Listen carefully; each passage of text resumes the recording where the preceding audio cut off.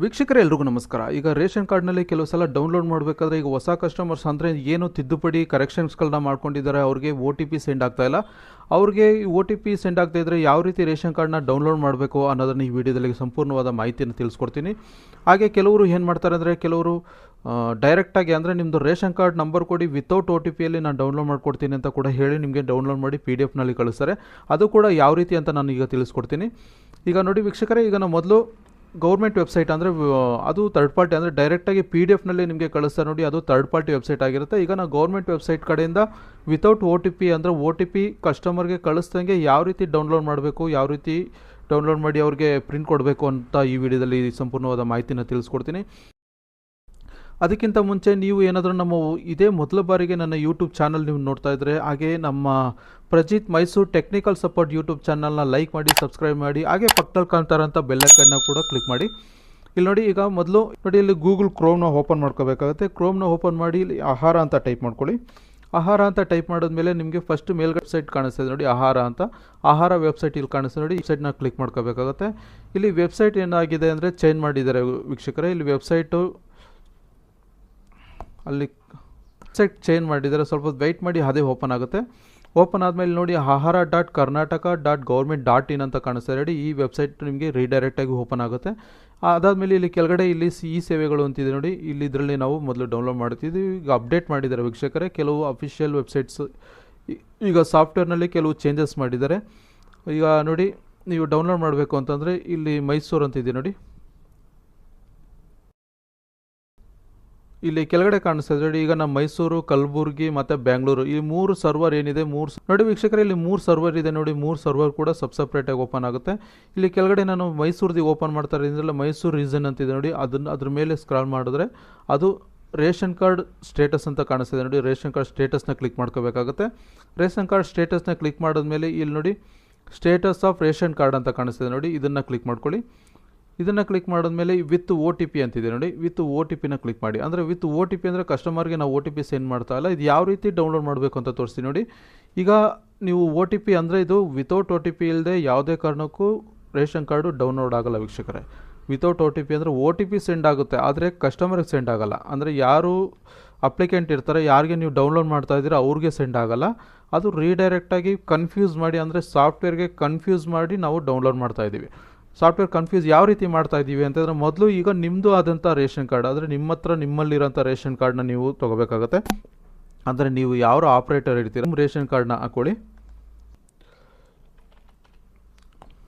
ನೋಡಿ, ಇಲ್ಲಿ ration card number ಹಾಕ್ತಾ ಇದ್ದೀನಿ, ಇಲ್ಲಿ ಶೋ ಆಗ್ತಾ ಇದೆ. ಇಲ್ಲಿ ಯಾರ ಹೆಸರಿಗೆ ನಾವು ಡೌನ್ಲೋಡ್ ಅಂದರೆ ಯಾರಿಗೆ OTP ಸೆಂಡ್ ಮಾಡಬೇಕು ಅವ್ರದ್ದು ಸೆಲೆಕ್ಟ್ ಮಾಡ್ಕೊಳ್ತಾ ಇದ್ದೀನಿ. ಇಲ್ಲಿ ಸೆಲೆಕ್ಟ್ ಮಾಡ್ಕೊಂಡ್ಮೇಲೆ ಇಲ್ಲಿ ಗೋ ಅಂತ ಇದೆಯಲ್ಲ, ಗೋ ಅಂತ ಕ್ಲಿಕ್ ಮಾಡಿ. ಗೋ ಅಂತ ಕ್ಲಿಕ್ ಮಾಡಿದ್ಮೇಲೆ ಇಲ್ಲಿ ಏನು ಮಾಡಬೇಕಾಗುತ್ತೆ ನೋಡಿ ವೀಕ್ಷಕರೇ, ಇಲ್ಲಿ ಮೇಲ್ಗಡೆ ರೇಷನ್ ಕಾರ್ಡ್ ನಂಬರ್ನ ಯಾರು OTP ಸೆಂಡ್ ಮಾಡ್ತಿರೋ ಅವ್ರದ್ದು ಹಾಕಿದ್ರಿ. ಸೊ ಇವಾಗ ಏನು ಮಾಡಬೇಕಾಗುತ್ತೆ ಅಂದರೆ ಅಲ್ಲಿ ಯಾರು ರೇಷನ್ ಕಾರ್ಡ್ ಡೌನ್ಲೋಡ್ ಮಾಡಬೇಕೋ ಅವರ ರೇಷನ್ ಕಾರ್ಡ್ ನಂಬರ್ ಹಾಕಬೇಕಾಗತ್ತೆ. ಅಂದರೆ ಡೌನ್ಲೋಡ್ ಇಲ್ಲಿ ನಾವು OTP ಸೆಂಡ್ ಆಗೋ ರೇಷನ್ ಕಾರ್ಡ್ನ ಮೊದಲು ಹಾಕ್ಕೊಂಡಿದ್ವಿ, ಮತ್ತು ಡೌನ್ಲೋಡ್ ಅಂದರೆ ಈ ರೇಷನ್ ಕಾರ್ಡ್ಗೆ OTP ಹೋಗಲ್ಲ. ಈ ರೇಷನ್ ಕಾರ್ಡ್ OTP ಹೋಗಲ್ಲ, ಅವ್ರ ಹತ್ರ OTP ಪ್ರಾಬ್ಲಮ್ ಆಗ್ತಾ ಇದೆ. ಸೊ ಅವ್ರ ಹತ್ರ ಮೊಬೈಲ್ ನಂಬರ್ ಇಲ್ಲ, ಈ ಥರ ಡೈರೆಕ್ಟಾಗಿ ನನಗೆ ಬೇಕು ಅಂತ ಕೇಳಿದಾಗ ನೀವು ಈ ರೀತಿ ನಿಮ್ಮ ಹತ್ರ ಇರೋಂಥ ರೇಷನ್ ಕಾರ್ಡ್ ಅಂದರೆ ನಿಮ್ಮದು ಆಪ್ರೇಟ್ರ್ ಯಾರು ನೀವು CSC ಸೆಂಟ್ರ್ಗಳಾಗಿರ್ಬೋದು ಯಾರು ಇಟ್ಕೊಂಡಿರ್ತೀರ ಅವರ ರೇಷನ್ ಕಾರ್ಡ್, ನಿಮ್ಮ ರೇಷನ್ ಕಾರ್ಡ್ ನಂಬರ್ ಹಾಕಿ ನಿಮಗೆ OTP ಸೆಂಡ್ ಮಾಡಿಕೊಂಡು ಅವರ ರೇಷನ್ ಕಾರ್ಡ್ ನಂಬರ್ ಮೇಲ್ಗಡೆ ಹಾಕಿದ್ದಾರೆ ನೋಡಿ, ಈ ರೇಷನ್ ಕಾರ್ಡ್ನ ಡೌನ್ಲೋಡ್ ಮಾಡ್ಕೋಬೋದು. ಹೇಗೆ ಅಂತಂದರೆ ಇಲ್ಲಿ ನೋಡಿ, ಇಲ್ಲಿ ಇಂಗ್ಲೀಷ್ ಅಂತ ನೆಕ್ಸ್ಟು ಇಲ್ಲಿ ಇಂಗ್ಲೀಷ್ ಅಂತ ಟಿಕ್ ಮಾಡ್ಕೊಳ್ಳಿ. ಇಂಗ್ಲೀಷ್ ಅಂತ ಟಿಕ್ ಮಾಡ್ಕೊಂಡ್ಮೇಲೆ ಒಂದು ಕ್ಯಾಪ್ಚಾ ಕಾಣಿಸುತ್ತೆ ನೋಡಿ, ಈ ಕ್ಯಾಪ್ಚಾ ಎಂಟ್ರಿ ಮಾಡ್ಕೋಬೇಕಾಗುತ್ತೆ. ಕ್ಯಾಪ್ಚಾ ಎಂಟ್ರಿ ಮಾಡ್ಕೊಂಡು ಇಲ್ಲಿ ಗೋ ಅಂತ ಕ್ಲಿಕ್ ಮಾಡಿ. ಗೋ ಅಂತ ಕ್ಲಿಕ್ ಮಾಡಿದ್ಮೇಲೆ ನೆಕ್ಸ್ಟ್ ಇಲ್ಲಿ ಎಸ್ ಅಂತ ಕ್ಲಿಕ್ ಮಾಡ್ಕೊಳ್ಳಿ.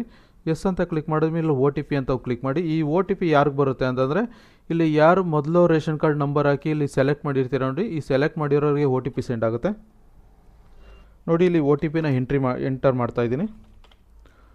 ಎಂಟರ್ ಮಾಡಿ ಇಲ್ಲಿ ಗೋ ಅಂತ ಕ್ಲಿಕ್ ಮಾಡ್ತೀನಿ ನೋಡಿ ವೀಕ್ಷಕರೇ. ಇಲ್ಲಿ ಏನು ರಾಜೇಂದ್ರ ಅಂತ ತೋರಿಸಿದ್ದು, ಆದರೆ ಮೇಲ್ಗಡೆ ನಾನು ಹಾಕಿದ್ದು ಈ ರೇಷನ್ ನಂಬರ್ ಹಾಕಿದ್ದಕ್ಕೆ 2 ಅಂದರೆ ಇಬ್ಬರು ಮೆಂಬರ್ಸ್ ಇದ್ದಾರೆ. ಇದು ನಾನು OTP ಸೆಂಡ್ ಮಾಡಿದ್ದು ಮೆಂಬರ್ ಅಲ್ಲ, ನಾವು ಮೇಲ್ಗಡೆ ಹಾಕಿದ್ದಂಥ ನಂಬರು.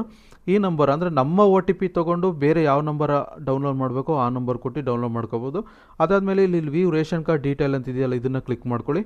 ಇದನ್ನು ಕ್ಲಿಕ್ ಮಾಡಿದ್ಮೇಲೆ ಇಲ್ಲಿ ನೋಡಿ ಅವ್ರದ್ದು ಡೀಟೇಲ್ ಕಂಪ್ಲೀಟ್ ಅಂದರೆ ರೇಷನ್ ಕಾರ್ಡು ಓಪನ್ ಆಗಿದೆ. ಇನ್ನೊಂದು ಇಲ್ಲಿ ಸ್ಪೆಸಿಮನ್ ಕಾಪಿ ಅಂತ ಕಾಣಿಸ್ತದೆ ನೋಡಿ. ಇದನ್ನು ಯಾವ ರೀತಿ ತೆಗಿಬೇಕು ಅಂತಂದರೆ ಇಲ್ಲೇ ನಿಮ್ಮ ಕೀಬೋರ್ಡ್ನಲ್ಲಿ F12 ಅಂತ ಇದೆ ನೋಡಿ ಆಗುತ್ತೆ.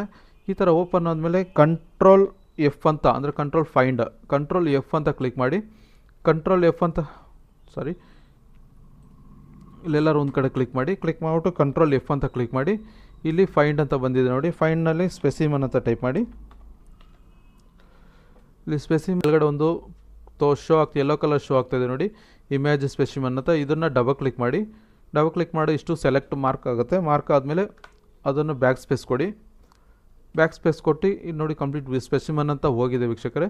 ಇವಾಗ ಇದನ್ನು ಕ್ಲೋಸ್ ಮಾಡ್ಕೋಬೇಕಾಗುತ್ತೆ. ಕ್ಲೋಸ್ ಮಾಡಿಕೊಂಡು ಇದನ್ನು ಸೇವ್ ಯಾವ ರೀತಿ ಮಾಡಬೇಕು ಅಂದರೆ ಕಂಟ್ರೋಲ್ P ಅಂತ ಕ್ಲಿಕ್ ಮಾಡಿ. ಇಲ್ಲಿ ಸೇವ್ ಎಸ್ PDF ಅಂತ ಸೆಲೆಕ್ಟ್ ಮಾಡ್ಕೊಳ್ಳಿ. ಇಲ್ಲಿ ನೋಡಿ ವೀಕ್ಷಕರೇ ಒಂದು ಲೈನ್ಸ್ ಬಂದಿದೆ ನೋಡಿ.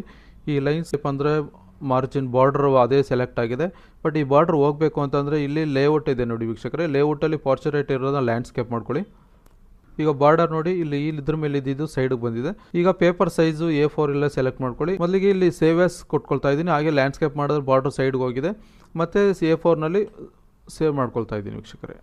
ನೋಡಿ ವೀಕ್ಷಕರೇ ಇಲ್ಲಿ ಬ್ಯಾಕ್ಗ್ರೌಂಡ್ PDF ಡೌನ್ಲೋಡ್ ಆಗಿದೆ. ಡೌನ್ಲೋಡ್ ಆಗಿರೋ ಪ್ರಿಂಟ್ ಹಾಕಿ ಡೈರೆಕ್ಟಾಗಿ ಪ್ರಿಂಟ್ ತೊಗೋಬೋದು.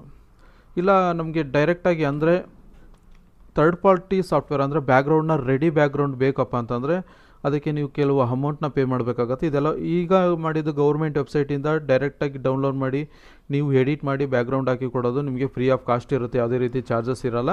ಇಲ್ಲ ನಾವು ಯಾರೋ ಥರ್ಡ್ ಪಾರ್ಟಿ ಇನ್ನೊಂದು ವ್ಯಕ್ತಿಗೆ ನಾವು ಅಮೌಂಟ್ ಪೇ ಮಾಡಿ ಅವ್ರ ಕಡೆಯಿಂದ ರೆಡಿ ಮಾಡಿ ಕೊಡಬೇಕಪ್ಪ ಅಂತಂದರೆ ಕೆಲವು ವೆಬ್ಸೈಟ್ಗಳಿದೆ. ಕೆಲವು ವೆಬ್ಸೈಟಿಂದ ಯಾವ ರೀತಿ ಡೌನ್ಲೋಡ್ ಮಾಡ್ಬೋದು ಅಂತ ತೋರಿಸ್ತೀನಿ. ಅದು ಕೂಡ ವಿತೌಟ್ OTP ಇಂದನೇ ಮಾಡ್ಬೋದು. ಇಲ್ಲಪ್ಪ ನಾವು ಬೇರೆ ಬ್ಯಾಕ್ಗ್ರೌಂಡ್ ಅಂದರೆ ನಾವು ಡೈರೆಕ್ಟಾಗಿ ಡೌನ್ಲೋಡ್ ಮಾಡಬೇಕು, ಬ್ಯಾಕ್ಗ್ರೌಂಡ್ನ ರೆಡಿ ಬೇಕು, ನಾವು ಎಲ್ಲ ಬ್ಯಾಕ್ಗ್ರೌಂಡೆಲ್ಲ ಹಾಕೋದಕ್ಕಾಗಲ್ಲ ಅಂತಂದರೆ ಅದಕ್ಕೆ ಕೆಲವು ಥರ್ಡ್ ಪಾರ್ಟಿ ವೆಬ್ಸೈಟ್ಗಳಿರುತ್ತೆ. ಥರ್ಡ್ ಪಾರ್ಟಿ ವೆಬ್ಸೈಟ್ ಅಂತಂದರೆ ಅವರು ಇದೇ ಥರನೇ ವಿತೌಟ್ OTP ಇಂದನೇ ಡೌನ್ಲೋಡ್ ಮಾಡಿ ನಿಮಗೆ ಬ್ಯಾಕ್ಗ್ರೌಂಡ್ ಕೂಡ ರೆಡಿ ಮಾಡಿ ವಿತಿನ್ ಸೆಕೆಂಡಲ್ಲಿ ನಿಮಗೆ PDF ಅಲ್ಲಿ ಕೊಡ್ತಾರೆ. ಅದಕ್ಕೆ ನೀವು ಪೇಮೆಂಟ್ ಮಾಡಬೇಕಾಗುತ್ತೆ. ಅದಕ್ಕೆ ಚಾರ್ಜಸ್ ಎಷ್ಟಿರುತ್ತೆ ಅದು ಯಾವ ರೀತಿ ಅಂತ ಕೂಡ ನಾನು ತಿಳಿಸ್ಕೊಡ್ತೀನಿ. ಇಲ್ಲೇನು ಮಾಡಬೇಕಾಗುತ್ತೆ ಅಂದರೆ ರೂರಲ್ ಸರ್ವಿಸ್ ಅಂತ ಟೈಪ್ ಮಾಡಿ. ರೂರಲ್ ಸರ್ವಿಸ್ ಅಂತ ಟೈಪ್ ಮಾಡಿದ್ಮೇಲೆ ಮೊದಲಿಗೆ ಕಾಣಿಸ್ತಾ ಇರ್ಬೋದು ನೋಡಿ ರೂರಲ್ ಸೇವಾ ಸರ್ವಿಸ್ ಅಂತ ruralservices.com ಅಂತ ಕಾಣಿಸ್ತದೆ ನೋಡಿ. ಇದನ್ನು ಕ್ಲಿಕ್ ಮಾಡ್ಕೊಂಡ್ಮೇಲೆ ಇಲ್ಲಿ ನೋಡಿ ಕಾಣಿಸ್ತಾ ಇದೆ ನೋಡಿ ಲಾಗಿನ್ ಅಂಡ್ ರಿಜಿಸ್ಟರ್ ಅಂತ ಕಾಣಿಸ್ತಿದೆ ನೋಡಿ ವೀಕ್ಷಕರೇ. ಇಲ್ಲಿ ನಿಮ್ಮ ಫುಲ್ ನೇಮ್ ಮತ್ತು ಇಮೇಲ್ ID, ಮೊಬೈಲ್ ನಂಬರ್, ಯಾವ ಸ್ಟೇಟ್ ಇದೆ ಸ್ಟೇಟು, ಮತ್ತು ಇಲ್ಲಿ ಕ್ಯಾಪ್ಚಾ ಮತ್ತು ರಿಜಿಸ್ಟರ್ ಅಂತ ಕ್ಲಿಕ್ ಮಾಡಿ.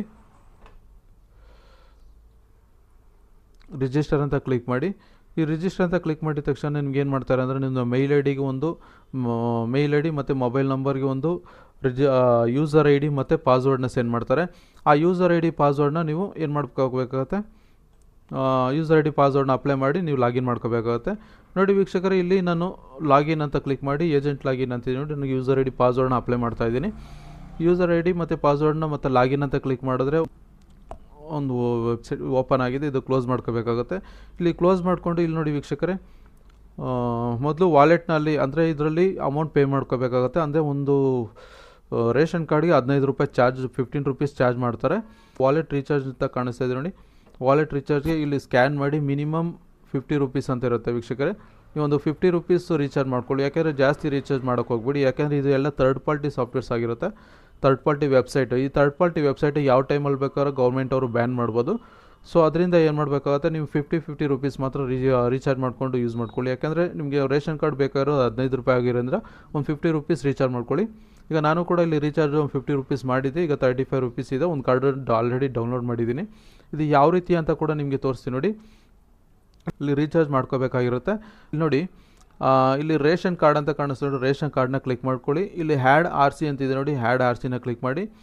ಇಲ್ಲಿ ರೇಷನ್ ಕಾರ್ಡ್ ವಿತ್ OTP ಅಂತಿರುತ್ತೆ. ಹಾಗೆ ಇಲ್ಲಿ ನೋಡಿ ವಿತೌಟ್ OTP RC ಪ್ರಿಂಟ್ ಅಂತಿದೆ. ಇದು ನೀವು ಹೊಸದಾಗಿ ಬಂದಿರೋಂಥ ಆಪ್ಷನು.